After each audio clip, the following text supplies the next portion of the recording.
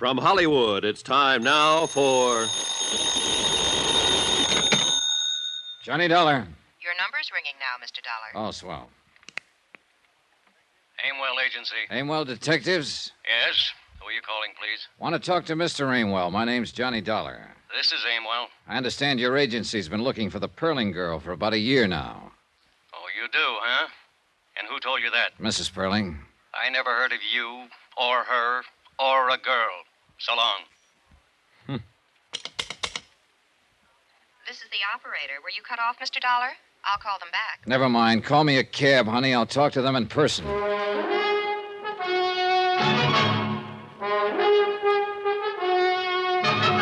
Tonight and every weekday night, Bob Bailey in the transcribed adventures of the man with the action-packed expense account, America's fabulous freelance insurance investigator. Yours truly, Johnny Dollar.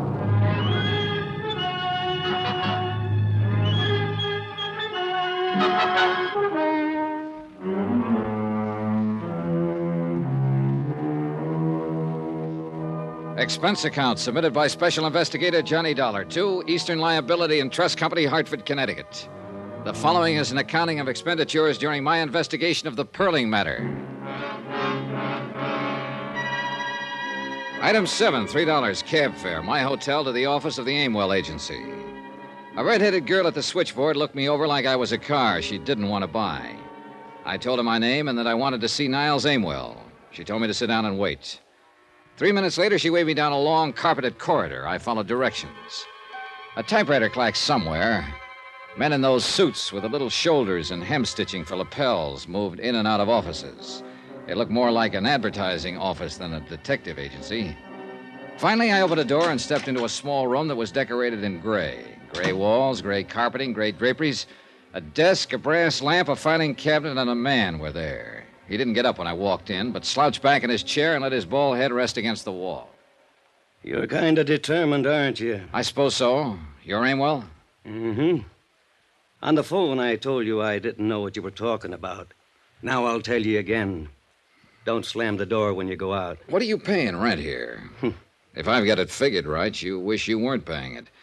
But then a place like this draws a snappier crowd of clients, so what you've got in the end is more clients and more rent, no more money for yourself. Now that you've said all that, will you get out of here? I know one of those snappy clients happens to be the Perlings. I know you've been trying to find their daughter. This is my ID. This is my license, bond, letter of authority from Eastern Liability. Now, 2 days ago, the papers carried a story that David Perling was killed in a boating accident in Key West. That was a lot of baloney. It was retracted. I know that, but I talked to a reporter down in Key West who told me Perling paid to have that story about himself printed. My client had an idea Perling might have done it to set up the stock market for a killing. Mrs. Perling told me he did it in the hope his missing daughter would see the story in the papers and contact home. Now, what have you got to say? Here's your stuff. One other thing. Perling the kind of man who'd pull a trick like that? Ask him. You got a way about you I don't like. Well, that's too bad. But in between the time I called and the time I got here, you had time to call the Perlings on the phone and ask about me. They said it was all right to tell me what I wanted to know. If there was a daughter, if you'd been hired to look for her. If you don't tell me, you might jeopardize the part of the rent the Perlings pay for you. Now, look, Dollar. I've got something else you aren't going to like. I might just want to see your operative's report on the case.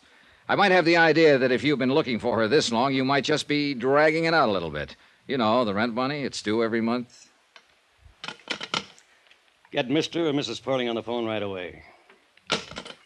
I hope they tell me to throw you out on your ear. Well, while we're waiting, let's get back to the questions. Where have you looked? What have you done? We pulled the case 11 months ago, almost to the day. The girl's 5'5", 114 pounds, no visible scars, no glasses. Black hair, brown eyes. She's 24 and will be 25 next month. We thought we had her located in Muncie, Toledo, Detroit, Fort Worth, and Pueblo. We think she's traveling alone. We think she's a little girl who was fed up to here with Mama and Daddy and just struck out for herself. But you haven't found her. 5 men have been looking on 8-hour shifts, 7 days a week for 11 months to the day. 5 men, 11 months, 7 days a week, and I'm one of the 5. My feet hurt and my head aches most of the time. My wife's thinking about divorcing me. And then you walk in here and plant yourself in my office. You're suggesting maybe I can go out and find her just like that. Well, I can't. Nobody can. So I want you to know I kind of resent that remark about how I'm laying down on the job. And if you don't take it back, I'll have to cave in the side of the wall with you. What do you got to say, Dollar? I take it back, Mr. Ringwell. Sit down and have yourself a smoke. Hello? Well, hello, Mrs. Perling. Mr. Dollar's in my office now. Yes, I'll cooperate with him. Yes, Mrs. Perling, I understand. He explained it all to me. Yes, ma'am. The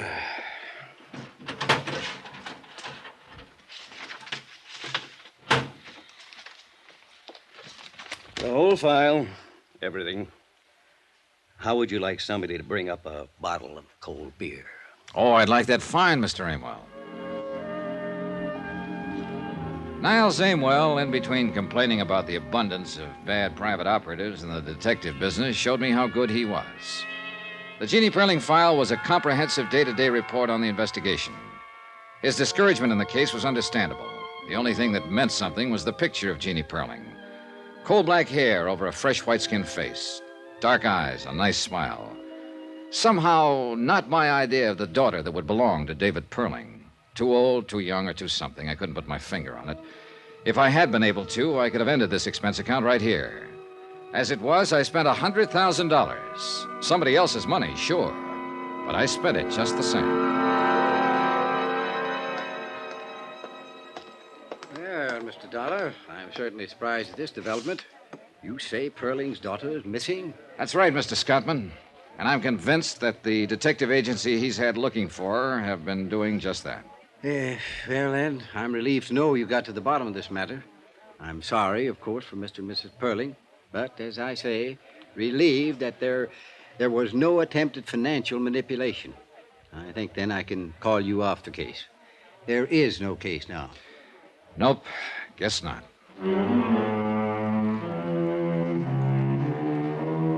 And that's the way it stood at 4 o'clock in the afternoon.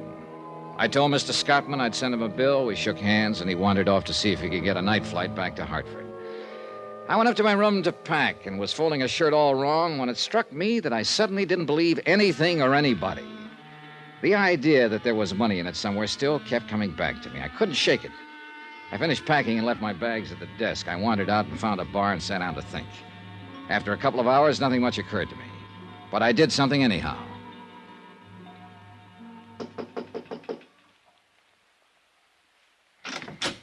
Oh, hello, Dollar. Why? My plane doesn't leave till 11 o'clock. I haven't had dinner yet. I didn't come about dinner, Mr. Scottman. Oh, what is it? Well, how does this case strike you? Eh? A phony death report, a missing girl, a stock market manipulation that didn't come off. How does it strike you? Well, very neat, if that's a phrase I can use, Mr. Dollar. We had a question with serious implications to it. We have an answer now. That's what we wanted. But it's too neat. I'm not sure I know quite what you mean. Look, you first called me in because it was halfway in your mind that Perling's alleged death was for the purpose of making money on the market. Now, why did you think that? It was a possibility. But what else? What about Perling? What do you mean? Do you know him? Ever met him? Do you think he was capable of a thing like that? Not now. No. I have proof from you that wasn't his reason at all. But you thought so before you had that proof. You suspected it. Suppose I did, yes. Well, I didn't know him from a load of coal, but I always figured there's money in it somewhere. And I've met David Perling. He doesn't seem like the kind of man who'd worry about a grown daughter who didn't like him and ran away. Just didn't seem that way. Oh, here now. A detective agency working on the case, a story in the paper. But no police, Mr. Scottman. No bulletins. No 100% effort to find her. Why? I suppose you have a good point. I'm sure I have a good point, Mr. Scottman. Money's always a good point. But what money, how, why, I don't know. I can't answer those questions. I wish I could. If I could, I'd know that a man like Dave Perling was lying through his teeth if he told me he wanted his daughter back safe at home. I'd know why he was lying. I know I'm just talking and getting nowhere right now, but... Well, I thought I'd better tell you what was on my mind. Yes, well, you've certainly done that. Now what? That's up to you. Oh. Well, if you feel so strongly about this, I think then you should continue. I thought it was ended, but in view of the circumstances, continue. By all means, continue.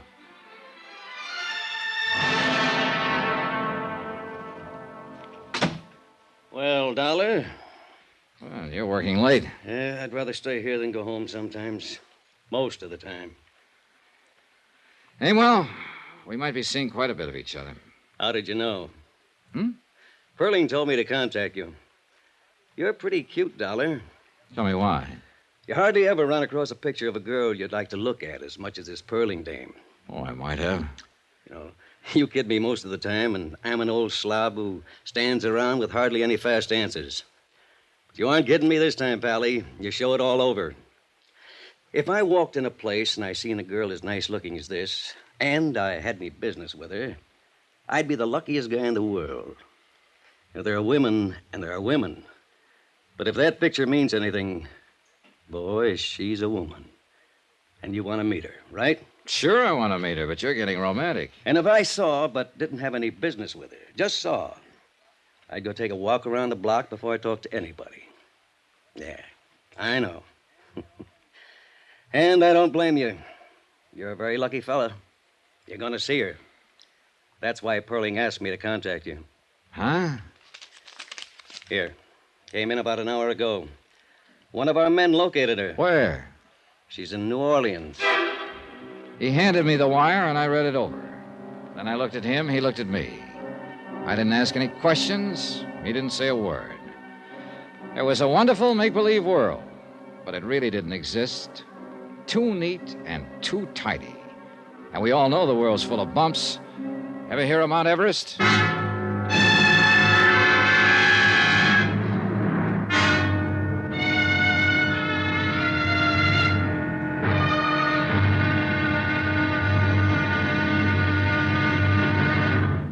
Now, here's our star to tell you about tomorrow's intriguing episode of this week's story. Tomorrow? Well, once you get in on a joke, you do what they tell you. You go along with a gag. Join us, won't you? Yours truly, Johnny Dollar.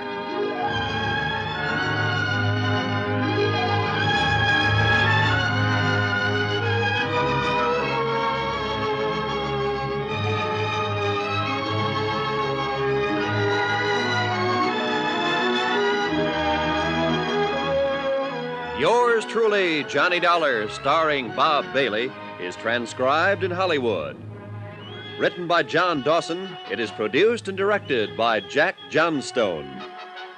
Be sure to join us tomorrow night, same time and station, for another exciting episode of Yours truly, Johnny Dollar.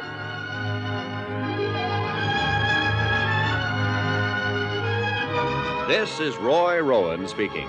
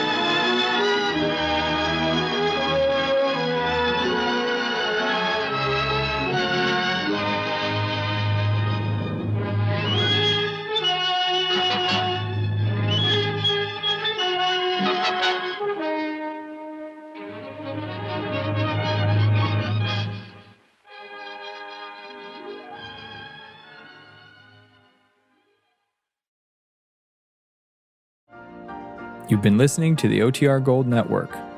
Find more classic radio at otrgold.com.